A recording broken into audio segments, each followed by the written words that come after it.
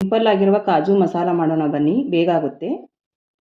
ಸ್ವಲ್ಪ ಕಾಜು ತಗೊಳ್ಳಿ, 4 ಒಣಮೆಣಸಿನ್ಕಾಯಿ ತಗೊಳ್ಳಿ, ಸ್ವಲ್ಪ ಬೆಳ್ಳುಳ್ಳಿ, ಸ್ವಲ್ಪ ಮೆಣಸು, ಲವಂಗ, ದಾಲ್ಚಿನ್ನಿ ತಗೊಳ್ಳಿ, ಒಂದು ಸ್ವಲ್ಪ ಈರುಳ್ಳಿ, ಹೋಳಿರುವ ಈರುಳ್ಳಿ, ಒಂದೆರಡು ಟೊಮೆಟೊ.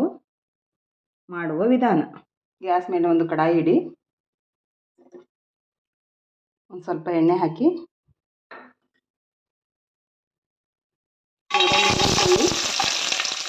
ಗೋಡಂಬಿ ಹುರಿಯೋದ್ರಿಂದ ರುಚಿ ಆಗುತ್ತೆ ಕಾಜು ಮಸಾಲ. ಸ್ವಲ್ಪ ಜೀರಿಗೆ ಹಾಕಿ,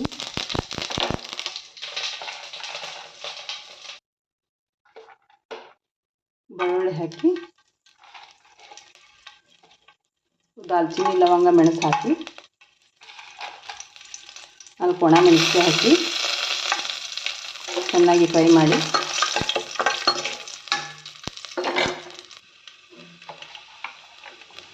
ಸ್ವಲ್ಪ ಹೆಚ್ಚಿರೋ ಈರುಳ್ಳಿ ಹಾಕಿ, ಸಣ್ಣಗೆ ಹೆಚ್ಚಿರೋ ಈರುಳ್ಳಿ, ಹೋಳಿರೋ ಟೊಮೆಟೊ ಹಾಕಿ,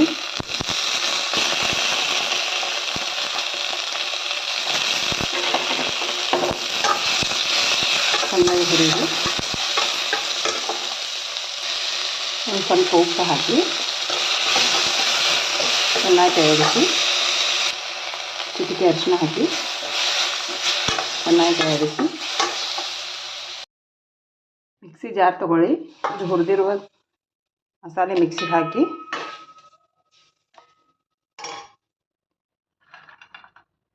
ಸ್ವಲ್ಪ ಹುರಿದಿಟ್ಟಿರೋ ಗೋಡಂಬಿ ಹಾಕಿ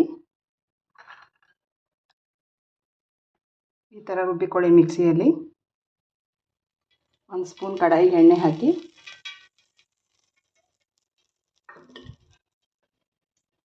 ಸ್ವಲ್ಪ ಜೀರಿಗೆ ಮತ್ತು ಸ್ವಲ್ಪ ಸಾಸಿವೆ ಹಾಕಿ ಕಡಾಯಿಗೆ, ಒಂದು ಸ್ವಲ್ಪ ಕರಿಬೇವು ಹಾಕಿ,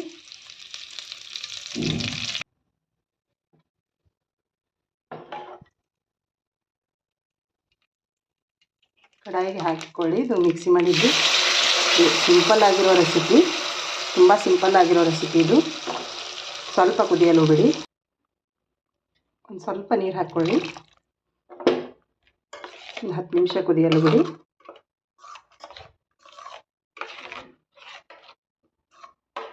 ತುಂಬ ಟೇಸ್ಟಿಯಾಗಿರುತ್ತೆ,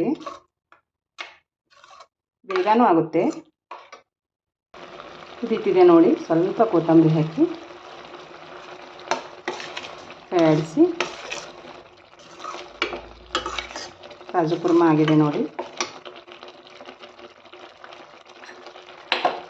ಮೇಲ್ಗಡೆ ಸ್ವಲ್ಪ ಕಾಜು, ಹುರಿದಿಟ್ಟಿರುವ ಕಾಜು ಹಾಕಿ,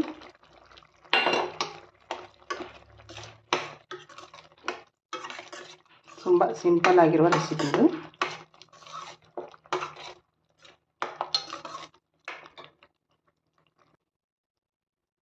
ಕಾಜು ಮಸಾಲ ಆಗಿದೆ ನೋಡಿ.